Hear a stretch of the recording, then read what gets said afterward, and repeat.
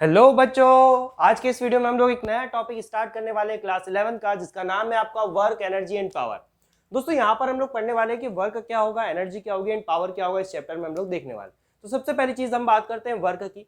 दोस्तों जब भी हम डेली लाइफ में कुछ काम करते हैं, डेली देखिए हम सुबह उठते से लेकर रात तक कुछ ना कुछ हम लोग क्या करते रहते हैं, काम करते रहते हैं। चाहे वो आपका मेंटल वर्क हो, चाहे वो आपका फिजिकल वर्क हो, झाड़ू लगाना, पोछा लगाना, ठीक है, या फिर मेंटली अगर आप मान लीजिए पढ़ाई कर रहे हैं, कोई आकर आपको डिस्टर्ब करता है तो आप क्या कहते हैं कि यार अभी काम करने दे, डिस्टर्ब मत कर, ठीक है ना।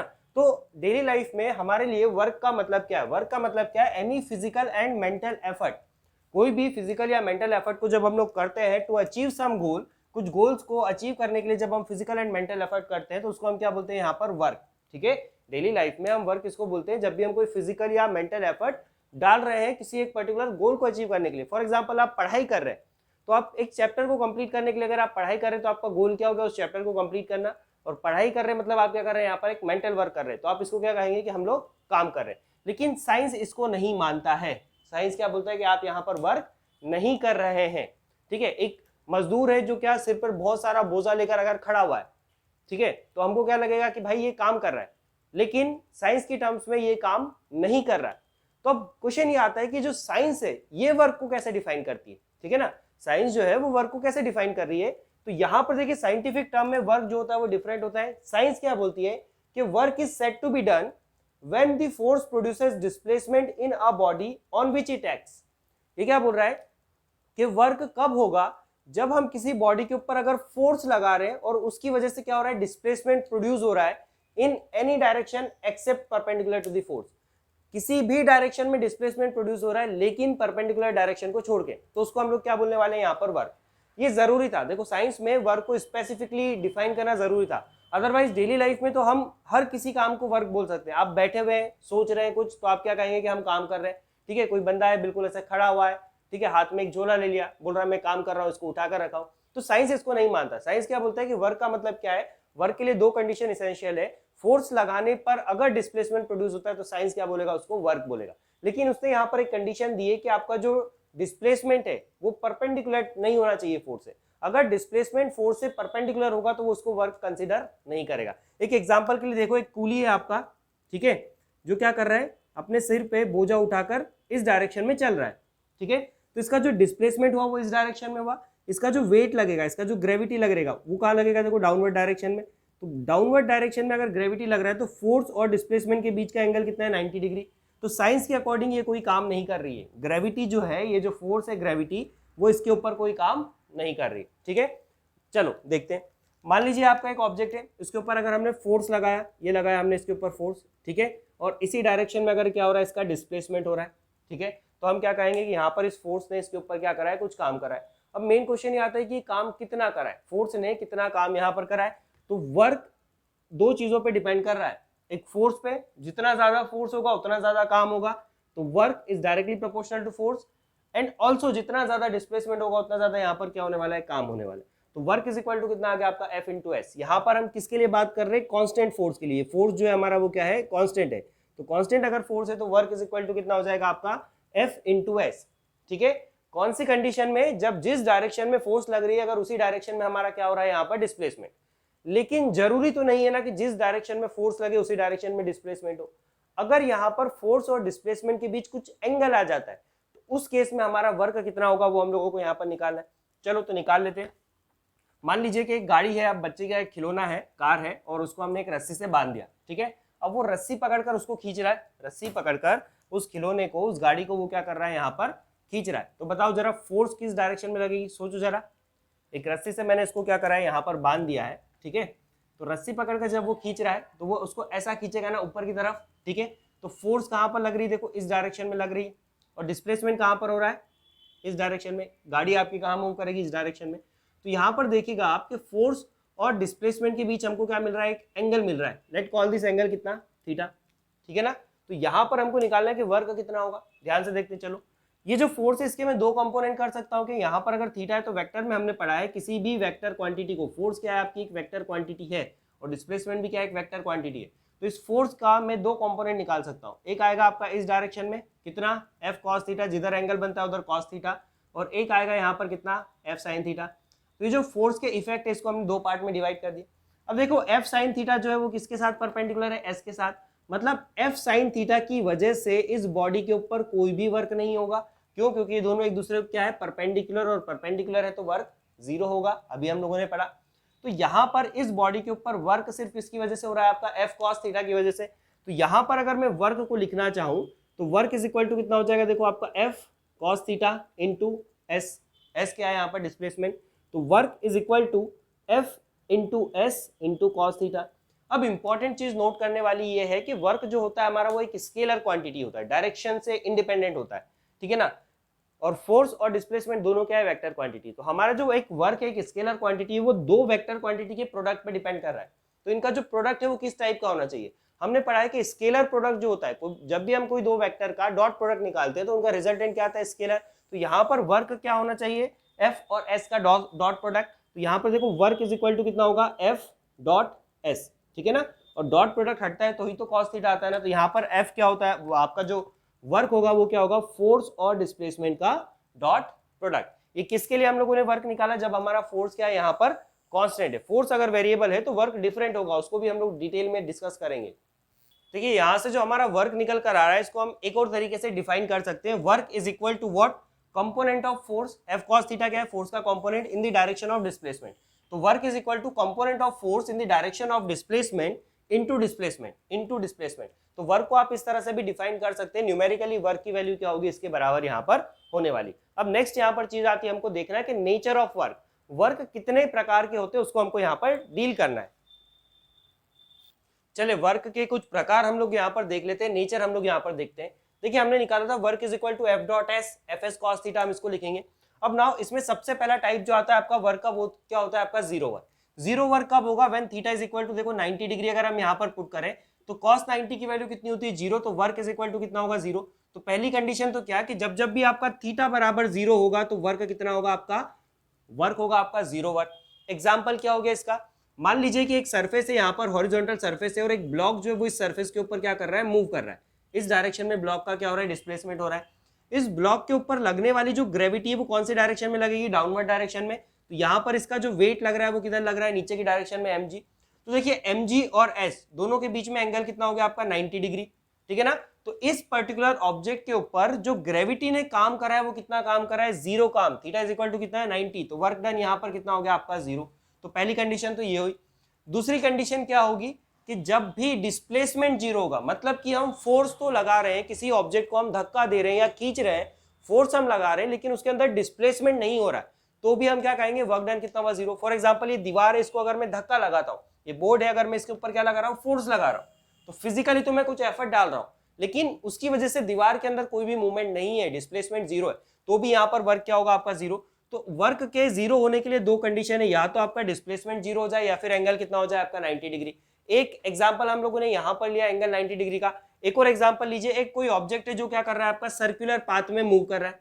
तो हमको पता है कि ऑब्जेक्ट जब सर्कुलर पाथ में मूव करता है तो इसके ऊपर एक सेंट्रीपिटल फोर्स लगेगी टुवर्ड द सेंटर, और जब ये मूव कर रहा होगा तो किसी भी पॉइंट पर इसकी जो डिस्प्लेसमेंट होगा वो हमेशा क्या होगा, यहाँ पर टेंजेंट वेलोसिटी की डायरेक्शन में इसका क्या आने वाला है, डिस्प्लेसमेंट आने वाला है। तो यहाँ पर ऑलवेज क्या होगा, फोर्स और डिस्प्लेसमेंट के बीच एंगल कितना होगा, 90 डिग्री का। तो यहाँ पर भी आपका जो वर्क डन होगा वो कितना होने वाला है आपका, जीरो। और भी यहाँ पर बहुत सारे एग्जांपल है, कूली है जो अपने सिर के ऊपर बोझ को लेकर खड़ा हुआ है, डिस्प्लेसमेंट जीरो, मतलब वर्क कितना हो गया यहाँ पर भी जीरो। तो ये आपका क्या हो गया, जीरो वर्क के यहाँ पर केसेस हो गए। अब कमेंट सेक्शन में आप मुझे बताइएगा कि और कौन कौन से सिचुएशंस होती है जहां पर आपका वर्क डन कितना होगा, जीरो। नाउ सेकंड केस हम लोग लेते हैं पॉजिटिव वर्क। देखिए पॉजिटिव वर्क का मतलब क्या होगा, अगर मान लीजिए यहाँ पर मेरे पास एक ऑब्जेक्ट रखा है, इसके ऊपर मैं क्या कर रहा हूँ, एक फोर्स लगा रहा हूँ, ठीक है ना, एक फोर्स मैंने लगाया और उसकी वजह से क्या हुआ, डिस्प्लेसमेंट प्रोड्यूस हुआ। लेट्स से इसके बीच का एंगल कितना है आपका, थीटा। तो अगर ये जो थीटा है ना, अगर ये जो आपका थीटा है इसकी वैल्यू जीरो से बड़ी है, ठीक है, और 90 से छोटी है, 90 से छोटी, जीरो के बराबर या उससे बड़ी है, और 90 से अगर ये क्या है, छोटी है। इक्वल टू का साइन क्यों नहीं लगाया, क्योंकि 90 डिग्री पर जीरो वर्क हो जाएगा। तो ये जो थीटा है आपका, कौन से क्वाड्रेंट में, फर्स्ट क्वाड्रेंट में, और फर्स्ट क्वाड्रेंट में कॉस क्या होता है आपका, पॉजिटिव। तो वर्क जो होगा हमारा वो क्या आने वाला है यहाँ पर, पॉजिटिव वर्क। या फिर ऐसा कह लीजिए कि अगर यहाँ पर देखिए थीटा 90 से जीरो है, 90 से छोटा है, तो उस पर्टिकुलर केस में एफ के दो कंपोनेंट आए, एक आया आपका एफ कॉस थीटा, एक आया आपका यहाँ पर क्या, F sine theta. F sine theta की वजह से वर्क डन कितना हो गया 0, तो यहाँ पर कॉन्ट्रीब्यूशन किसका रहेगा, सिर्फ एफ कॉस थीटा। और एफ कॉस थीटा की जो डायरेक्शन है वो किसकी डायरेक्शन में, डिस्प्लेसमेंट की डायरेक्शन में। इसका मतलब क्या है कि जिस डायरेक्शन में हम फोर्स लगा रहे हैं, जिस डायरेक्शन में हम फोर्स लगा रहे हैं, या कह लीजिए कि जिस डायरेक्शन में डिस्प्लेसमेंट हो रहा है, अगर उसी डायरेक्शन में फोर्स लग रही है या उसी डायरेक्शन में फोर्स का कंपोनेंट आ रहा है, तो ऐसे टाइप के वर्क को हम क्या बोलने वाले हैं यहाँ पर, पॉजिटिव वर्क। ऐसे टाइप के वर्क को हम क्या बोलने वाले हैं यहाँ पर, पॉजिटिव वर्क। एक एग्जांपल देखते हैं, यहाँ पर मान लीजिए एक कार खड़ी हुई है आपकी, ठीक है। इस कार के ऊपर हमको धक्का लगा रहे हैं, बंद हो गई है, तो पीछे से क्या कर रहे हैं लोग, इसके ऊपर धक्का लगा रहे हैं, ये ऐसा इसके ऊपर क्या लगा रहे हैं, यहाँ पर देखो फोर्स लगा रहे हैं। फोर्स लगाने की वजह से ये जो कार है आपकी इस डायरेक्शन में क्या कर गई, मूव कर गई। तो जिस डायरेक्शन में फोर्स है उसी डायरेक्शन में क्या हो रहा है, आपका डिस्प्लेसमेंट हो रहा है ना। तो यहाँ पर जो इस फोर्स ने काम करा है इस गाड़ी के ऊपर, वो क्या हो गया आपका, पॉजिटिव वर्क। और जो ग्रेविटी इसके ऊपर काम कर रही, ग्रेविटी कहाँ लग रही है, देखो नीचे, तो ग्रेविटी इसके ऊपर कैसा काम कर रही है, 0 वर्क। ग्रेविटी और डिस्प्लेसमेंट के बीच एंगल कितना है, 0, और इस फोर्स और डिस्प्लेसमेंट के बीच एंगल कितना है आपका, सॉरी, ग्रेविटी और इसके बीच 90 डिग्री है, और इन दोनों के बीच में एंगल कितना है आपका, 0। तो 90 डिग्री है, तो यहाँ पर ग्रेविटी की वजह से जो वर्क हो रहा है वो 0 हो रहा है, इस फोर्स की वजह से क्या हो रहा है आपका, पॉजिटिव वर्क हो रहा है। ठीक है, एक और एग्जांपल लेते हैं, चलो। एक गाड़ी है, अगेन कार का ही ले लो, चलो। एक कार है, ठीक है, उसके ऊपर हमने रस्सी बांध दी, बच्चों वाली कार है ये, खिलौना है, ठीक है ना। कोई बंदा है इसको इस तरह से खींच रहा है, बच्चा जो है इस तरह से इस पर फोर्स लगा रहा है। तो कार का जो आपका मूवमेंट होने वाला है वो कौन सी डायरेक्शन में होने वाला है, ये डायरेक्शन में, ये, ठीक है। कार का जो डिस्प्लेसमेंट होगा वो इस डायरेक्शन में होगा। तो नाउ बच्चे ने इसके ऊपर जो फोर्स लगाई है, ठीक है, ये थीटा एंगल बना रही है, तो इसका एक कंपोनेंट यहाँ पर आया एफ कॉस थीटा, और एक कंपोनेंट आपका कितना आया, एफ साइन थीटा। इसकी वजह से जो वर्क होगा एफ साइन थीटा की वजह से वो कितना होगा, 0, क्योंकि दोनों एक दूसरे क्या है, 90 डिग्री के ऊपर है। बट ये जो एफ कॉस थीटा है यहाँ पर क्या कर रहा है, काम कर रहा है, ठीक है।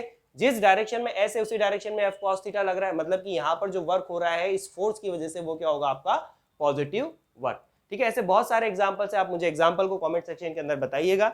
अगला हम लोग बात करते हैं नेगेटिव वर्क का।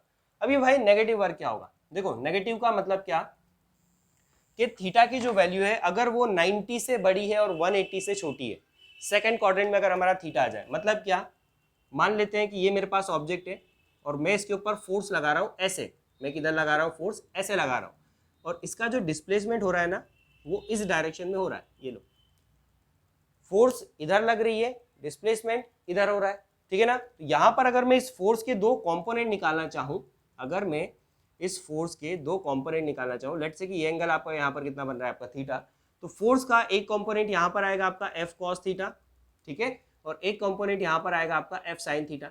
तो इसकी वजह से जो वर्क होगा वो तो हो गया आपका 0, और यहाँ पर देखिए एफ कॉस थीटा और डिस्प्लेसमेंट दोनों क्या है, बिल्कुल अपोजिट डायरेक्शन में, और दोनों अगर अपोजिट डायरेक्शन में है तो यहाँ पर जो वर्क डन होगा उसको हम क्या बोलेंगे, नेगेटिव वर्क, ठीक है ना। और थीटा भी अगर मान लीजिए यहाँ पर आप कॉस थीटा की वैल्यू पुट करते हो, ये वाला अगर आपका थीटा है, लेट्स से ये पूरा आपका यहाँ पर क्या है, थीटा है, ठीक है, तो इसको आप 90 माइनस थीटा लिख लो, 180 माइनस थीटा लिख लो, तो इसको आप लिखेंगे यहाँ पर पाई माइनस थीटा, सिंपल, ठीक है। तो यहाँ पर देखिए थीटा जो है वो क्या है आपका 90 से बड़ा है, 90 से बड़ा है, और 180 से क्या है, छोटा है, ठीक है।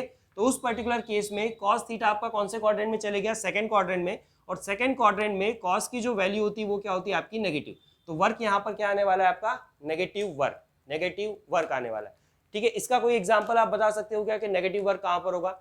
देखिए एक स्टोन है जिसको मैंने क्या करा, अपवर्ड डायरेक्शन में थ्रो करा, ठीक है, इसको मैंने क्या करा, अपवर्ड डायरेक्शन में थ्रो करा, तो इसका जो डिस्प्लेसमेंट होगा वो क्या होगा, अपवर्ड, और ग्राउंड जो होगा ना वो ग्रेविटी क्या करेगी, इसको नीचे की तरफ खींचना चाहेगी। तो ग्रेविटी का जो फोर्स लग रहा है उसकी वजह से जो काम होगा इस ऑब्जेक्ट के ऊपर वो क्या होगा आपका, नेगेटिव वर्क। इसीलिए जब एक बॉडी को हम ऊपर की तरफ फेंकते हैं तो कुछ टाइम बाद वो जाकर क्या हो जाती है, वहां पर रुक जाती है और अगेन नीचे आ जाती है, क्योंकि ये जो नेगेटिव वर्क होता है ना, नेगेटिव वर्क जो होगा ये इसके ऊपर अपोजिट डायरेक्शन में इसको नीचे की तरफ क्या करना चाहेगा, लाना चाहेगा, ठीक है। तो ये तीन तरह के यहाँ पर वर्क होते हैं नेगेटिव वर्क के। कुछ और एग्जांपल आप मुझे बताइए कमेंट सेक्शन के अंदर। अब देखिए यहाँ पर एक ही ऑब्जेक्ट के ऊपर एक से ज्यादा टाइप के वर्क लग सकते हैं, क्योंकि एक ऑब्जेक्ट के ऊपर एक से ज्यादा टाइप की फोर्सेस लगती है। फॉर एग्जांपल ये जो गाड़ी है, ये जो ब्लॉक है, ये जो कार है, ये इस रोड पर क्या कर रही है, मूव कर रही है। तो लेट्स से कि इसका जो डिस्प्लेसमेंट है वो कौन सी डायरेक्शन में, इस डायरेक्शन में। अब इसको यहाँ पर मूव करने के लिए एक फोर्स हम लोगों ने लगाई होगी, एक्सटर्नल फोर्स, ऑटोमेटिक तो मूव करेगी नहीं। तो यहाँ पर हमारा जो अप्लाइड फोर्स है, ठीक है, वो कितना है, लेट्स से एफ। तो ये जो एफ है ये इसके ऊपर क्या कर रहा है, एक पॉजिटिव काम कर रहा है, ठीक है। नाउ दूसरी चीज देखिए कि इसके ऊपर लग रही क्या, ग्रेविटी। तो ग्रेविटी और डिस्प्लेसमेंट के बीच का एंगल कितना है, 90 डिग्री। तो ग्रेविटी इसके ऊपर क्या कर रही है, 0 वर्क कर रही है।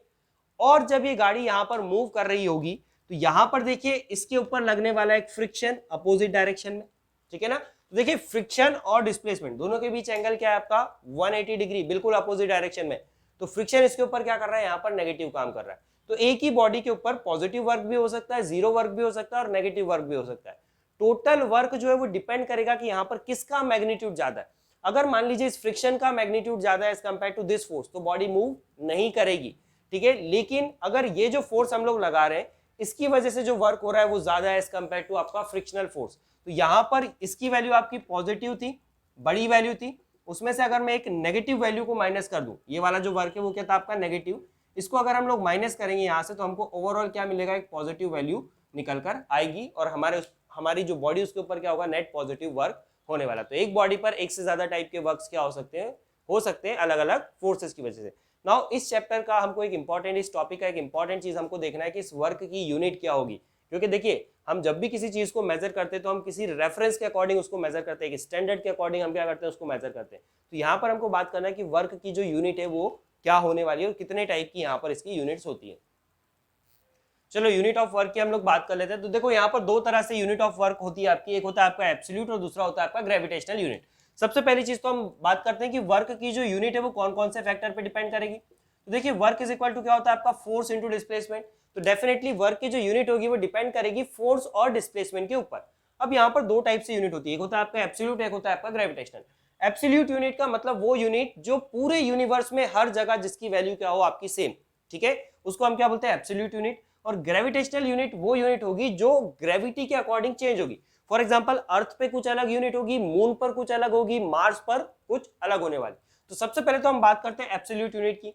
तो first chapter unit and dimensions के अंदर हमने पढ़ा था कि अलग अलग सिस्टम्स होते हैं यूनिट को मेजर करने की। सबसे पहले हम बात करते हैं यहाँ पर सीजीएस सिस्टम की। तो देखिए work done is equal to क्या आपका फोर्स इंटू डिस्प्लेसमेंट। तो फोर्स की यूनिट कितनी होती है, फोर्स इज इक्वल टू क्या होता है आपका, देखो मास इंटू एक्सेलरेशन, ठीक है। अगर मेरे को इसको सीजीएस की टर्म्स में लिखना है तो मास की यूनिट क्या होगी, देखो ग्राम, ठीक है। एक्सेलरेशन कितना होता है आपका सेंटीमीटर पर सेकंड स्क्वायर इनटू डिस्प्लेसमेंट की यूनिट कितनी होती है आपकी सेंटीमीटर। तो वर्क इज इक्वल टू कितना आ जाएगा आपका ग्राम सेंटीमीटर स्क्वायर अपॉन में सेकंड का स्क्वायर, ठीक है। ये क्या होगा इसकी सीजीएस यूनिट। अब ये एक बड़ा सा फॉर्मूला है, वर्क को हमको बार बार यूज करना होता है तो इसको हमने एक नाम दे दिया, इसको हम क्या बोलते हैं अर्ग, ठीक है। 1 gram centimetre square upon second square is equivalent to 1 erg. एक अर्ग के बराबर ये क्या होता है आपका वर्क होगा। तो इसको हम क्या बोलेंगे अर्ग, ठीक है, इसको हम क्या बोलेंगे अर्ग। तो इसका अर्ग का मतलब क्या है कि अगर किसी एक ऑब्जेक्ट के ऊपर 1 डायन का फोर्स लग रहा है, वो ग्राम सेंटीमीटर पर सेकंड स्क्वायर क्या होता है डायन। तो किसी एक ऑब्जेक्ट के ऊपर 1 डायन का फोर्स अगर 1 सेंटीमीटर का डिस्प्लेसमेंट प्रोड्यूस करे तो हम क्या कहेंगे कि वर्क कितना हुआ है यहाँ पर 1 अर्ग के बराबर। नाउ अगर हमको इसकी एसआई यूनिट की बात करना है, एक स्टैंडर्ड यूनिट की बात करना है, तो देखिए फोर्स का एसआई यूनिट क्या होता है न्यूटन। फोर्स का एसआई यूनिट क्या होगा न्यूटन। या फिर अगर हम इससे निकालें एमकेएस यूनिट निकालें तो मास की यूनिट कितनी होगी, देखो केजी। एक्सेलरेशन कितना होगा आपका मीटर पर सेकंड स्क्वायर और डिस्प्लेसमेंट की यूनिट कितनी होगी आपकी मीटर।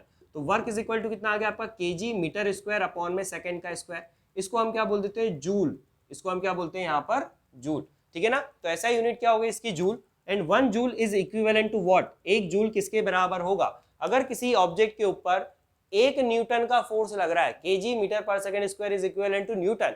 तो किसी एक ऑब्जेक्ट के ऊपर अगर 1 न्यूटन का हम क्या लगाए, 1 न्यूटन का अगर हम फोर्स लगाए और उससे अगर 1 मीटर का डिस्प्लेसमेंट प्रोड्यूस हो तो 1 इंटू 1 कितना हो गया आपका 1 न्यूटन मीटर, और 1 newton metre is equal to कितना होता है आपका 1 जूल। तो 1 न्यूटन का फोर्स अगर 1 मीटर का डिस्प्लेसमेंट प्रोड्यूस करे तो उसको हम क्या बोलेंगे 1 जूल का यहाँ पर क्या हुआ है काम हुआ है। नाउ अब हमको बात करना है यहाँ पर ग्रेविटेशनल यूनिट की। जूल सबसे ज्यादा यूज किया जाता है जब भी हम न्यूमेरिकल को सॉल्व करेंगे, तो ऐसा ही सिस्टम के अंदर ही हम चीजों को क्या करते हैं सॉल्व करते हैं। नाउ ग्रेविटेशनल यूनिट की बात करते हैं। देखिए ग्रेविटेशनल यूनिट कहाँ से आती है, हमको पता है कि किसी भी बॉडी का क्या होगा कुछ ना कुछ वेट होगा। वेट इज इक्वल टू कितना होता है उसका मास इंटू ग्रेविटी, ठीक है ना। और m इंटू जी, जी क्या अपने आप में एक एक्सेलरेशन है, तो m into A is equal to क्या होता है फोर्स, मतलब कि वेट क्या होता है यहाँ पर एक फोर्स होता है। अब मान लीजिए कि 1 ग्राम सेंटीमीटर एक यूनिट होती है। ग्रेविटेशन में 2 यूनिट होगी, एक होगी आपकी 1 ग्राम सेंटीमीटर। इसका मतलब क्या है कि 1 ग्राम का वेट जो है, 1 ग्राम का जो वेट होगा वो अगर 1 सेंटीमीटर का डिस्प्लेसमेंट प्रोड्यूस करे किसी ऑब्जेक्ट के अंदर, तो हम क्या कहेंगे कि उसने यहाँ पर कितना काम किया है 1 ग्राम सेंटीमीटर के बराबर यहाँ पर क्या हुआ है हमारा काम हुआ है। ठीक है, 1 ग्राम का जो वेट है वो कितना प्रोड्यूस करे, यहाँ पर 1 सेंटीमीटर का डिस्प्लेसमेंट प्रोड्यूस करे, तो इसको हम क्या बोलते हैं, यहाँ पर 1 ग्राम सेंटीमीटर का यहाँ पर क्या हुआ है, काम हुआ है। अब देखिए 1 ग्राम वेट का मतलब क्या, 1 ग्राम का वेट तो मास कितना हो गया 1, ठीक है, ग्राम।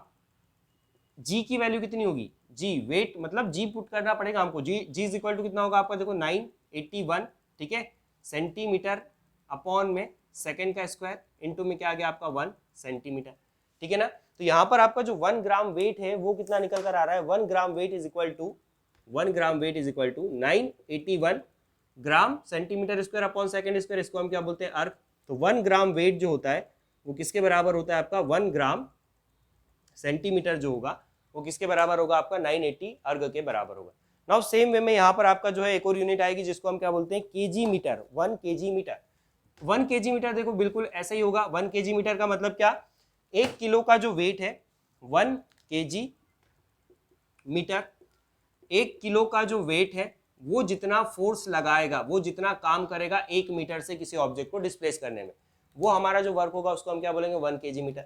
अब देखिए 1 केजी वेट, 1 केजी का वजन कितना होता है, 1 केजी हो गया आपका मास, वेट जी की वैल्यू यहाँ पर पुट करो कितना आएगा 9.8 मीटर पर सेकेंड स्क्वायर इंटू में कितना 1 मीटर, सिंपल। तो ये कितना आ गया देखो निकल कर 9.8 K G metre square second square, और K G metre square second square को हम क्या बोलते हैं, जूल, 9.8 जूल, ठीक है। तो 1 KG metre is equivalent to what, 9.8 joule के वर्क के बराबर ये क्या होगा, होने वाला है, ठीक है ना। तो ये इस तरह से आपकी क्या होती है, यहाँ पर यूनिट्स होती है एब्सोल्यूट एंड ग्रेविटेशनल। सबसे ज्यादा यूज की जाने वाली यूनिट क्या होती है आपकी, जूल, ठीक है, जूल में हम क्या करते हैं, वर्क को मेजर करते हैं।